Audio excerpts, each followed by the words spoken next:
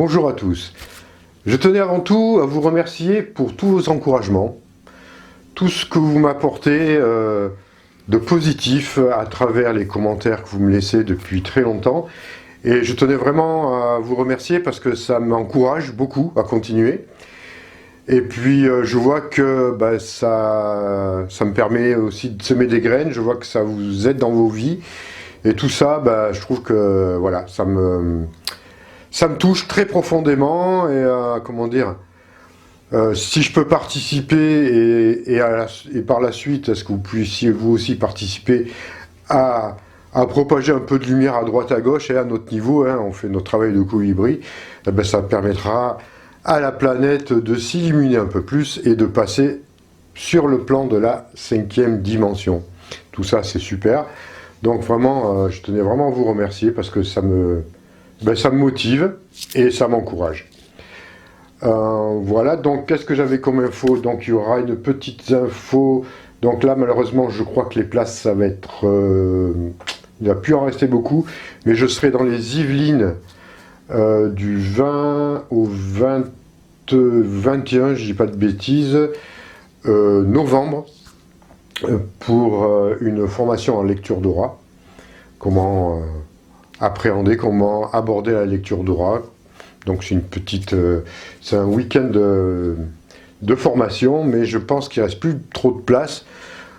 Donc vous pouvez toujours essayer de faire une demande, je vous laisserai l'information dessous la description. Donc pour ceux qui sont intéressés, c'est dans la ville de Plaisir, je ne connais pas, j'y ai jamais été. Donc les places sont super limitées, c'est déjà aux 3/4 plein. Et voilà, donc à la limite, faites toujours une demande si vous êtes intéressé, on ne sait jamais. Et voilà, donc ça c'était pour information, c'est le week-end du 20 au 21, je crois, novembre. Bon, peut-être que je me trompe d'un jour, mais je crois que c'est ça. Vous regarderez sur le calendrier si ça correspond. Ça serait un samedi, un dimanche. Voilà, donc il y a ça.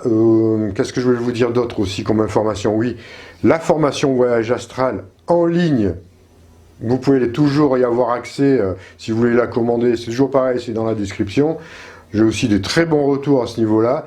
Donc voilà, parce que je vous l'avais dit, hein, pour ceux qui ne pouvaient pas se déplacer, vous pouvez y avoir accès maintenant à toute la formation que je donnais en présentiel, je la donne maintenant à travers une formation en ligne. Donc vous pouvez la commander, et puis je vous donne un lien de téléchargement, vous l'avez quasiment chez vous instantanément. Voilà pour ce qui est information. Qu'est-ce qu'il y aura d'autre? Non. Oui, toujours pareil, hein, si vous voulez que je me déplace pour des formations, je peux me déplacer dans votre région. Si j'ai un lieu d'accueil où on peut se retrouver, voilà, quelques personnes comme ça. Ça peut être même à votre domicile, si vous avez une grande maison ou un endroit où on peut faire une formation concernant le voyage astral peut-être, ou les lectures d'aura, ou des soins esséniens, peu importe, voilà. Tout ça c'est possible, je peux me déplacer, voilà, donc c'est comme ça que je fonctionne maintenant aussi. Et pour des conférences également, hein, s'il y a des possibilités, il n'y a aucun problème, je viendrai avec grand plaisir. Donc, aujourd'hui, je vais vous parler de quoi? Je vais vous parler un peu déjà j'en avais déjà parlé, il me semble, très brièvement dans une de mes vidéos, il y a un bon moment, de ce qui se passe actuellement et sur un plan subtil au niveau de force de l'ombre. À un plan, je dirais presque à un plan individuel. Parce que j'ai eu des retours, à droite, à gauche, et en ce moment, c'est assez récurrent, hein, c'est-à-dire qu'on le retrouve assez souvent, toujours le même témoignage, où vous avez le sentiment, des fois, d'être perturbé, vos nuits, ou voire même des fois dans la journée, par des entités. Alors, évidemment, c'est pas une illusion. Vous n'êtes pas forcément dans un fantasme, parce qu'il y a vraiment quelque chose de réel qui se passe depuis déjà un bon moment, hein, au niveau des habitations et des villes. En tout cas, c'est beaucoup plus perceptible dans les villes que dans les campagnes. Alors, qu'est-ce qui se passe exactement? En fait, c'est des entités. Les entités au-delà du gouvernement mondial, on va dire presque, hein, ces entités d'ordre reptilien, qui manipulent des créatures, on va dire, qui créent même, hein, parfois des créatures, ou qui manipulent des créatures de basse fréquence, hein, de style base astrale, hein, et qui vont envoyer ça sur cette planète. Là où la conscience est assez basse, là où il y a vraiment une... on va dire un peu quelque part des égrégores de peur, de crainte, de colère et de choses comme ça. Et donc tout ça, ça va venir, ou de défaitisme, ou de tristesse, hein, peu importe, hein, c'est pas forcément... c'est simplement des émotions négatives. Et ces créatures sont là, on peut les voir. Alors, ce sont des créatures vraiment moches, très moches. Et donc ça arrive que vous puissiez être un peu quelque part victime de ces agissements, de ces créatures-là. Parce qu'elles sont là vraiment pour maintenir des basses fréquences, des basses vibrations, là où c'est le plus concentré déjà, c'est-à-dire là où il y a le moins de conscience, et où la conscience est plus étouffée de par la pollution à la fois physique, on va dire, et psychique. Et force est de constater que c'est plutôt dans les grandes agglomérations ou dans les endroits, on va dire, les moins lumineux, les moins purs, que ces créatures agissent. Vous les verrez moins souvent à la campagne, sauf, évidemment, si dans des petits villages, il y a des conflits entre voisinages. Mais des fois, il y a des conflits un peu puissants, surtout dans certains petits villages de la France profonde, où des fois, ils utilisent encore un peu la magie pour régler leur compte. Mais même sans aller au-delà de ça, il suffit simplement, là où il y a du conflit, là où il y a de la pression, là où il y a du désespoir, là où il y a des actions pas forcément positives, là où il y a du trafic, on va dire, des choses comme ça, mais ces entités sont là. Elles sont là, elles ont été envoyées, elles sont là pour maintenir l'humain dans la peur et dans ses basses vibrations. Et elles vont se nourrir de ça exactement aussi. Hein. Donc, si vous vivez ça, vous vous étonnez pas. Alors je dis pas forcément que vous êtes quelqu'un de colérique ou agressif ou quoi que ce soit. Ça peut être simplement aussi une forme de... Moi je dirais, en ce moment, il y a une forme un peu de défaitisme, hein, où on est rentré, de soumission, hein, pour beaucoup, pas pour tout le monde évidemment, mais il y a des formes de soumission, des formes où on est reparti, vous voyez, dans pas le train-train quotidien, parce que c'est même plus du train-train quotidien, mais on est reparti dans cette énergie où on n'a pas l'impression qu'on va s'en sortir, où on est reparti dans le travail, on est obligé de travailler, on repère notre liberté. En plus de ça, ils nous coupent nos libertés, d'une façon ou d'une autre. Donc si en plus vous êtes un peu conscient de ça, ça peut créer en vous, engendrer en vous des moments de désespoir, des moments d'abattement. Et là, ces créatures vont se servir de ça aussi. Donc, c'est pas forcément dans la colère et tout, des choses comme ça. Évidemment, quand elles y sont, elles sont là, elles vont pas la rater. Hein. Et puis aussi, il y a la pollution physique, hein, elle est là, ça aide beaucoup aussi, hein, que ce soit par les voitures, le gaz d'échappement, le CO2, ou les chemtrails, évidemment. Tout ça, ça aide. Hein. Voilà. Donc, toutes ces créatures sont là et vont se nourrir de ça. Et la conscience, la conscience en ce moment, si on fait une analyse un peu objective du niveau de conscience, alors évidemment, je vous l'ai déjà dit, il y a une petite partie qui, elle, fait son chemin, grandit en conscience, grandit. Sa conscience s'élargit de plus en plus. Ça, on s'en rend bien compte. Mais il y a aussi toute une partie de la population qui est rentrée vraiment dans le bercail, quoi, qui est dans le troupeau. On reste bien dans le troupeau de moutons pour être bien rassuré, pour se rassurer de nos peurs. On continue, une bonne partie continue à déléguer son pouvoir à ceux qui nous dominent, hein, à ceux qui nous imposent tout ça. Donc c'est là où ça se joue beaucoup. Hein. Alors voilà, ça, on en a conscience encore qu'il y a encore du travail et que là, pour certains, ça sera vraiment très compliqué. Donc voilà. Donc, alors ces créatures, si vous les voyez, peuvent être vraiment très moches et très terrifiantes. Et ça peut interagir aussi chez vous de façon un peu physique, hein, des fois sur des objets ou des choses qui peuvent se déplacer. Alors ne pas confondre non plus ces entités négatives à parfois des phénomènes qui peuvent être d'ordre, comment dire, paranormal, on va dire, des phénomènes paranormaux, qui peuvent avoir une autre signification. Hein, parce qu'il y a aussi beaucoup d'entités en ce moment, d'âmes perdues, qui essayent de chercher de l'aide à travers des personnes qui sont sensitives, qui ont des capacités psychiques et qui sont là pour essayer d'être guidés. Donc ça, c'est plus le travailleur des passeurs d'âmes, c'est autre chose. Donc ils peuvent aussi se manifester un peu de façon incongrue pour montrer, signaler leur présence et parce qu'ils sollicitent de l'aide. Mais c'est pas ça, ça c'est autre chose. Faut pas confondre. C'est différent. Des fois, quand c'est lourd, pesant et négatif, c'est pas la même chose. Pour les entités, ça c'est, voilà, passeur d'âme, c'est autre chose. Donc, ne pas confondre hein, les phénomènes qui peuvent des fois peut-être s'apparenter, mais il y a un ressenti intérieur qui vous dira quand c'est positif, quand ça ne l'est pas. Mais vraiment négatif. Même si parfois il y a des entités, des âmes perdues, qui s'énervent un peu parce qu'on ne les voit pas. Mais c'est pas pareil. Au niveau de vos perceptions, si vous avez ces capacités-là, vous saurez faire la différence.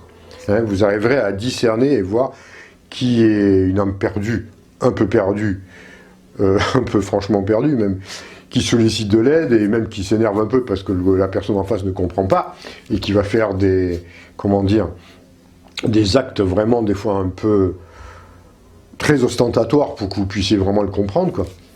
Très flagrant, et puis des entités négatives qui sont là, qui vous masquent, qui vous plombent, qui vous alourdissent, qui vous freinent, qui vous bloquent dans votre évolution, dans votre conscience, et qui vous maintiennent dans des négativités. Alors, qu'est-ce qu'on peut faire, justement, par rapport à ça? Et ça, on vous l'a dit, enfin, on vous l'a dit, c'est les galactiques qui, en tout cas, qui nous l'ont dit depuis un moment, hein, maintenant, hein, bien avant que commence toute cette agitation que vous connaissez. Protection de vos maisons, protection de votre habitat, à faire régulièrement les bulles de protection. Ça, il faut les faire. Il faut vraiment les faire, et les faites vraiment blindées. Hein. Alors, bon, moi, personnellement, je les fais partir, je la crée en la faisant partir du chakra coronal. Hein. Alors, c'est une forme voilà, de la lumière qui va jaillir du chakra coronal et qui va envelopper tout votre habitat. Vraiment, et de façon à ce qu'aucune entité négative ne puisse la pénétrer. Voilà, c'est simplement ouvert aux entités de lumière, évidemment. Donc là, vous créez ça, et il faut le renouveler de temps en temps, parce que, évidemment, au bout d'un moment, la création psychique va se dissoudre, donc il faut l'entretenir, surtout si vous êtes dans des villes, surtout si vous êtes dans des banlieues, des endroits assez difficiles, et même par rapport à votre voisinage, si vous êtes bien, mais que vous avez un voisinage négatif, bah, vous vous protégez de ça aussi. Voilà. Protection à ce niveau-là, ça. Pratique de méditation, de lumière. Hein, vous pratiquez des pratiques d'amour altruiste, de compassion, vous envoyez de la lumière sur l'univers, avant d'envoyer sur l'univers, déjà vous envoyez à votre environnement proche, votre voisinage, vos familles, votre voisinage, puis après ça s'expanse, vous voyez, pour que ça puisse se diffuser le plus loin possible, jusqu'à envelopper toute la planète. Donc des pratiques de ce style, des pratiques de lumière, vous voyez, compassion, altruisme, amour universel. Aussi, vous pouvez brûler des encens puissants, il faut en faire très très souvent. Personnellement, moi je brûle de l'encens tous les matins, et j'en brûle pendant un bon moment. Alors vous pouvez brûler, moi je commence toujours personnellement, après chacun fait un peu comme il veut. Moi je commence par brûler de l'encens thorax, parce que c'est le plus puissant pour libérer de toutes les forces négatives. Alors thorax, ça s'écrit S-T-O-R-A-X, voilà. Celui-là, vous en trouvez sur Internet. Alors moi, je le brûle vraiment dans un encensoir, hein, sur du charbon, jusqu'à ce que vraiment, en ouvrant les fenêtres, évidemment, même si c'est l'hiver, je brûle tout ça, et après, j'en brûle différents. Je peux brûler de l'encens un peu ce qu'on appelle un peu l'encens des églises, voilà, et puis de l'encens tibétain aussi. Pour monter après les vibrations sur un côté méditatif, vous voyez, où on passe vraiment on élève l'âme. On purifie, après on élève l'âme. Voilà, ça vous pouvez y aller. Mais il ne faut pas hésiter à enfumer la maison. Hein. Moi, quand je brûle, franchement, il y en a de partout. Hein. Et voilà. Et j'aère. Et j'en mets même des fois voilà, on peut en mettre dans votre... à l'extérieur de votre maison, si vous avez un hall d'entrée, si ça ne gêne pas les voisins, évidemment. Mais des fois, ça leur plaira toujours. Ça ne peut pas gêner. Ouais, j'enfume partout. Partout où je peux, je fais. Voilà, donc vous faites ça avec des pratiques de lumière et des bonnes protections, et vous verrez, ça va changer. Ça va changer la fréquence vibratoire, votre environnement, la nature de votre environnement, la luminosité aussi. Et vous verrez que ça va partir, ça va dégager. Et n'hésitez pas à la faire haute, hein, bien costaud, hein, votre bulle de protection. Hein. Vous la faire vraiment, voilà. Et vous verrez, ça va marcher. Ça va marcher parce que ces entités-là, elles ne peuvent pas rentrer. Ça ne supporte pas la lumière. Comprenez bien, toutes les entités négatives, qu'elles soient d'ordre reptilienne, base astrale, tout ce que vous voulez, démoniaques, au pire, parce que les entités soi-disant démoniaques sont utilisées par ces entités-là, hein, reptiliennes évidemment. Donc tout ça, ça ne supporte pas la lumière. Hein. Moi, ça m'arrive fréquemment dans l'astral, enfin pas fréquemment maintenant, mais ça m'est arrivé assez à un moment donné évidemment, comme tout le monde, de faire des rencontres un peu désagréables. Et surtout, dans ces cas-là, vous ne rentrez pas en combat, hein, vous n'allez pas vous battre contre des entités de ce style-là. Vous leur envoyez simplement de l'amour et de la lumière, et pop, ça disparaît. Ça marche. Bon, ça c'est si vous faites du voyage astral, et ça c'est si vous avez, par exemple, fait ma formation, mais tout ça j'en parle déjà dans la formation. Donc, voilà. Donc sur Terre, ça marche évidemment. Ça marche évidemment. Donc, je vous dis ça parce que quand même, elles sont là, ces créatures. Hein. Elles sont là, elles sont vraiment sur les villes. Alors, il faut nettoyer les villes. Vous voyez, les villes, les grandes cités, les grands endroits comme ça ont vraiment besoin de nettoyage. Dans la nature, ça se fait facilement, parce que la nature, elle a cette fonction de purifier, de se purifier, de s'auto-purifier. Vous voyez, par exemple, cet été, j'étais au Bugarache. C'est un endroit extrêmement puissant. Et il y a déjà, je ne sais pas, 1 an ou 2 avant que j'y aille, j'avais clairement senti qu'il allait se passer quelque chose à ce niveau-là. Au niveau de cet centre énergétique-là, ce vortex puissant, qu'il allait y avoir un nettoyage. Eh bien, ça n'a pas manqué. Moi, quand j'ai été cet été au Bugarache, les entités, en tout cas les êtres lumineux, qui protègent le lieu, ont fait un énorme nettoyage. Il n'y avait personne. Enfin, il y avait des gens qui montaient évidemment sur le Bugarache, il y avait des randonneurs, mais ça n'avait rien à voir à ce qu'il y avait auparavant. On sent vraiment que ça s'est purifié, parce qu'il y avait vraiment, ça commençait à... il commençait à avoir un peu de tout et n'importe quoi, et surtout des énergies négatives. Et les énergies négatives, or, qui peuvent venir extérieures, mais qui peuvent être aussi créées par par nous-mêmes, et par nos ignorances, et par nos fausses croyances, et par des rituels complètement inappropriés sur des lieux qui sont lumineux. Donc, à arriver à un moment donné, ça se purifie. Donc, vous voyez ce que je veux dire à travers ça, c'est que les endroits comme ça se nettoient. Ça se nettoie, ça s'autorégule. Par contre, dans les villes, il y a des endroits qui sont purs, attention, qui sont purs sur un plan énergétique, qui peuvent dégager, qui peuvent rayonner tout ça. Ça peut partir aussi de ces endroits comme ça. Il y a des vortex dans les villes, il ne faut pas rêver. Hein. Il y en a un au quartier des Réformés, à Marseille, hein, à l'église des Réformés. Il y a un énorme vortex là. Je ne dis pas que c'est pur, mais il y a quelque chose qui peut pas... Enfin, c'est pas que c'est pas pur, c'est qu'il y a un énorme vortex et que ça peut vraiment, à un moment donné, nettoyer les endroits. Alors je ne dis pas qu'il ne se passe rien, mais c'est puissant.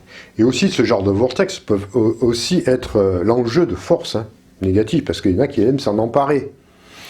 Les forces de l'ombre, dès qu'il y a des choses de ce style-là, elles veulent bien se l'accaparer, parce que c'est des ouvertures, c'est des passages qui peuvent les aider, leur faciliter leur intrusion sur Terre. Et aussi, s'ils arrivent à s'en emparer, ils ne peuvent pas. Hein.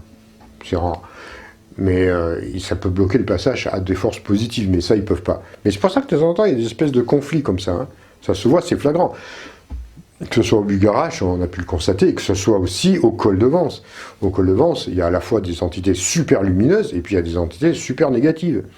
Par moment, qui rentrent. Voilà, parce qu'il y a des phases, et parce que c'est ouvert. Et même s'il y a des gardiens, hein.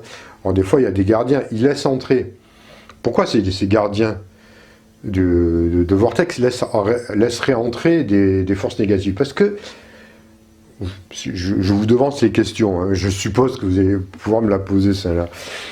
Parce que, à un moment donné, d'abord, ils peuvent laisser faire quand ça rentre dans le plan cosmique que je vous expliquais la dernière fois. C'est-à-dire que si les êtres, les instances supérieures, on va dire, lumineuses, avaient voulu tout interdire le passage de reptiliens sur cette planète, ils l'auraient fait. Voilà. Donc, il n'y a pas de raison qu'ils coupent, maintenant. Donc, ils laissent rentrer parce que ça fait partie de l'évolution de l'humanité. Donc, ils laissent. Par contre, je me rappelle très bien d'une fois, quand il y a eu une attaque reptilienne au niveau de la cathédrale de Notre-Dame de Paris, par exemple, où elle a pris feu, tout ce qui s'est passé et tout, ça c'était vraiment reptilien. Hein. Faut pas croire, hein, parce que dessous c'est en lien avec la Kundalini de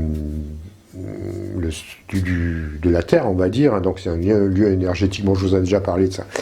Très puissant. Donc il y avait une attaque pour essayer de détruire cet endroit-là. Je me rappelle très bien.